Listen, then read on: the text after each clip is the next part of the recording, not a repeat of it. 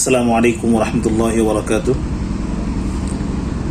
আজকের আপনাদের সামনে আর একটি ভিডিও দেখাবো, মানে একটা নতুন উদ্যোগ নিতে যাচ্ছি। ভিডিওটি বেশি লম্বা করব না। যে গত কয়েকদিন আগে আপনাদেরকে দেখাইছিলাম যে আমাদের বাড়িতে প্রচুর পরিমাণে ইঁদুর খুব ডিস্টার্ব করতেছে।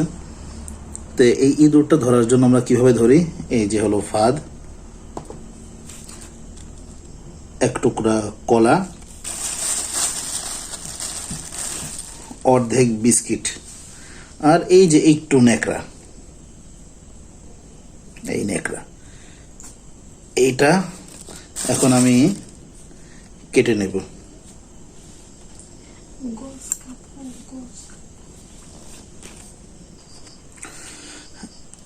এই যে গজ কাপড়, এটা ব্যান্ডিসের কাপড়। এটা আপনারা এটা ছাড়া অন্য যে কোনো কাপড় আপনারাও ব্যবহার করতে পারেন।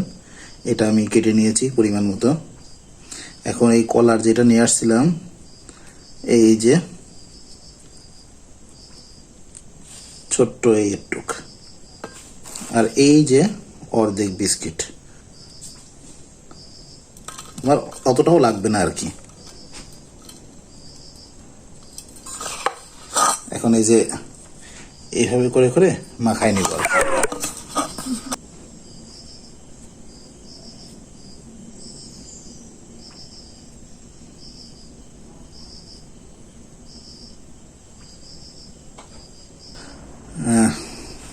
আমাদের মাখানোর প্রসেসটা শেষ।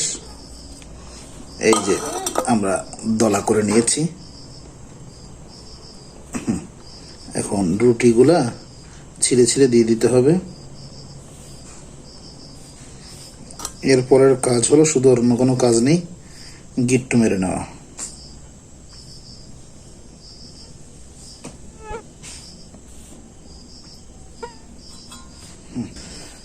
অলরেডি আমাদের টুপলা করা শেষ।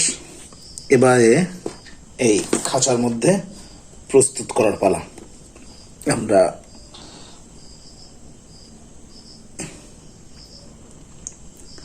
আমরা এত কষ্ট করতেছি, বলতে পারেন ইঁদুর তো এই বিষ টিষ দিয়ে দিলেই তো যথেষ্ট। বিষ দেওয়ালে দিলে পরে হয় কি, আপনার ঘরে উপরে সিলিং আছে, আপনার এদিক আনাচে কানাচে জায়গা আছে, ওই ইঁদুরটা পচে ওখানে গন্ধ বের হয়। লাস্টে আপনার খুঁজতে খুঁজতে আপনার অবস্থা খারাপ। আর এইটার মধ্যে এই যে এভাবে লাগাই দিছি, এখন শুধু ভিতরে ঢুকবে। আর এখন দেখেন এর এইটা এইভাবে করে পড়বে, বুঝতে পেরেছেন? এতক্ষণ তো দেখালাম প্রস্তুত করা। এখন আমি ফাঁদটা কোথায় লাগাই, এই যে আমাদের এইখানে ওই এসব কিছু সরাই দিতে হয়। বালতিটা থেকে বের করে নিয়ে আসি। এই যে এইখানে খুব সুন্দর জায়গা, এইখানে লাগাই রাখলাম। এখন শুধু অপেক্ষার পালা।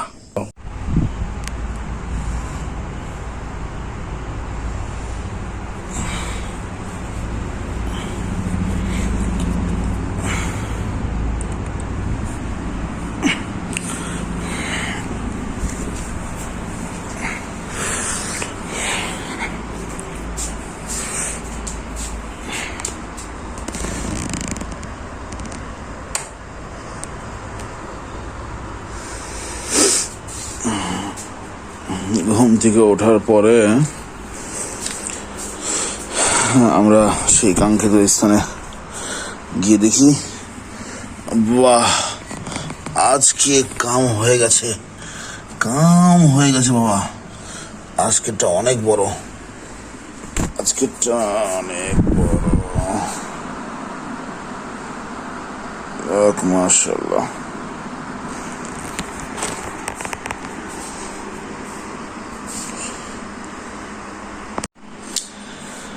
হ্যাঁ, এই ছিল আজকের ভিডিওটি ভালো লাগলে লাইক, কমেন্ট, শেয়ার করবেন।